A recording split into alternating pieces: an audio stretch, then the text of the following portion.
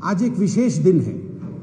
आप सभी जानते हैं कि देश के लोकतंत्र पे हमला इमरजेंसी के रूप में, आपातकाल के रूप में आज से 50 वर्ष पहले हुआ था। ये 50th ईयर है, ये 50वां साल है जब देश पर इंदिरा गांधी जी की सरकार ने, कांग्रेस पार्टी ने आपातकाल लगाया था। स्वाभाविक है, इतिहास को कभी भूलना नहीं चाहिए, इतिहास से शिक्षा लेनी चाहिए और दोबारा इतिहास में हुई गलतियां कभी एक लोकतांत्रिक देश में ना हो। आज भारतीय जनता पार्टी इस विषय को ध्यान में रखते हुए समग्र भारतवर्ष में काला दिवस के इस रूप को प्रस्तुत कर रही है। ऐसे में कांग्रेस पार्टी का बौखलाना, उनकी बौखलाहट हमें दिख रही है। कांग्रेस पार्टी के अध्यक्ष आदरणीय खड़गे जी ने जिस प्रकार से, जिस भाषा से उन्होंने देश के प्रधानमंत्री माननीय मोदी जी के लिए शब्द कहे हैं, वो निंदनीय है। Shyam steel flexi strong TMT बार, ये स्ट्रॉन्ग के साथ फ्लेक्सिबल भी है। आपदा मुसीबत कोई भी आए, ये घर को अटूट बनाए। जब TMT फ्लेक्सी स्ट्रॉन्ग, तो घर रहे हमेशा के लिए स्ट्रॉन्ग। खड़गे जी हो चाहे जयराम रमेश जी हो, इन लोगों को पता नहीं है कि इमरजेंसी का दंश क्या था। कांग्रेसियों को पता नहीं है कि आम हिंदुस्तानी ने इमरजेंसी के दौरान किस प्रकार के कष्टों को, यातनाओं को सहा था। लगभग 1.5 लाख लोग जेल के अंदर रातों रात भर दिए गए थे। बिना कैबिनेट के डिसीजन के आधी रात को देश पर इमरजेंसी थोप दिया गया था। अखबारों के, बड़े बड़े मीडिया हाउस और अखबारों की बिजली काट दी गई थी ताकि आप अखबार के माध्यम से सुबेरे सत्य ना छाप सके। इस प्रकार का माहौल पूरे देश में रहा था। कई लोग, उनके ऊपर जो यातनाएं हुई उसके कारण उन्होंने मृत्यु को वर्ण किया और आज भी वैसे लोग हमारे बीच में हैं। और इसलिए हमारा दायित्व है, हम विश्व की सबसे बड़ी पॉलिटिकल पार्टी है, हमारा दायित्व है कि हम न केवल भारतवर्ष को बल्कि आगामी पीढ़ी को भी इस विषय से अवगत कराएं कि विगत समय में जो भूल हुई थी इमरजेंसी के रूप में, वो कितनी बड़ी भूल थी और ये भूल दोबारा दोहराया नहीं जाए।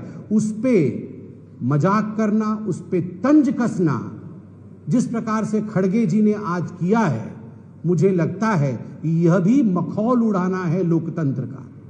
खड़गे जी कह रहे हैं कि 50 साल पहले हो गया, उसको फिर से क्यों याद किया जा रहा है। खड़गे जी, आप तो आज खुद ही बोल रहे थे कि जो लोग आजादी की लड़ाई में नहीं थे, जो लोग स्वतंत्रता की लड़ाई में नहीं थे, आप उस समय की बात कर सकते हैं मगर हम बात नहीं कर सकते। ये फर्क क्यों है? और खड़गे जी, मैं पूछना चाहता हूं, कौन कहता है कि हम आजादी की लड़ाई में लड़ नहीं रहे थे?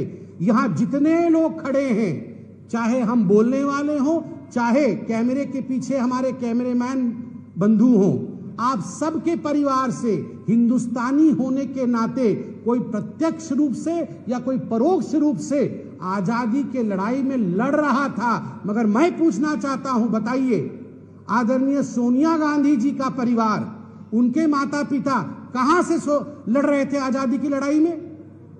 कहां से लड़ रहे थे आजादी की लड़ाई में? उत्तर प्रदेश से, बिहार से, उड़ीसा से, बंगाल से, कहां से सोनिया जी की परिवार आजादी की लड़ाई में शामिल थे? बताइए।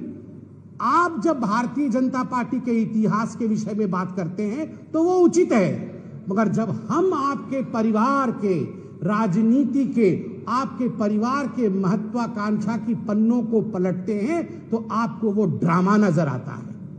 केवल और केवल आपके परिवार के महत्वाकांक्षा के कारण इमरजेंसी लगी थी, एक व्यक्ति के महत्वाकांक्षा के कारण, क्योंकि कोर्ट ने उनके, इंदिरा गांधी जी के चुनाव को निरस्त किया था।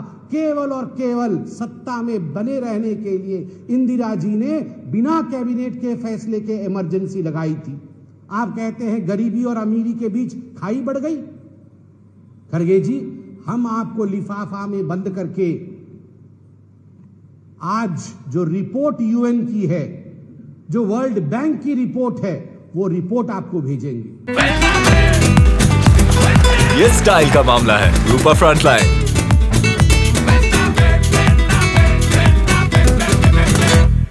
किस प्रकार से कितने करोड़ों लोग, 25 करोड़ से अधिक लोग किस प्रकार से गरीबी रेखा के ऊपर आए हैं विगत कुछ वर्षों में, जब मोदी जी का प्रधानमंत्री का काल रहा है।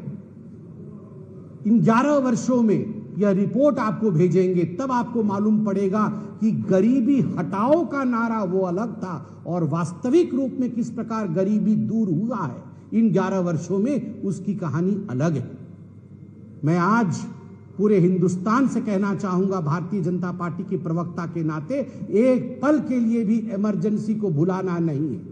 इमरजेंसी को सदैव याद रखना है और आगे चलकर इस प्रकार की विषम विकट परिस्थिति न बन सके, इसके लिए भरसर लोकतांत्रिक प्रयोग, लोकतांत्रिक प्रयास हमें करते रहना है।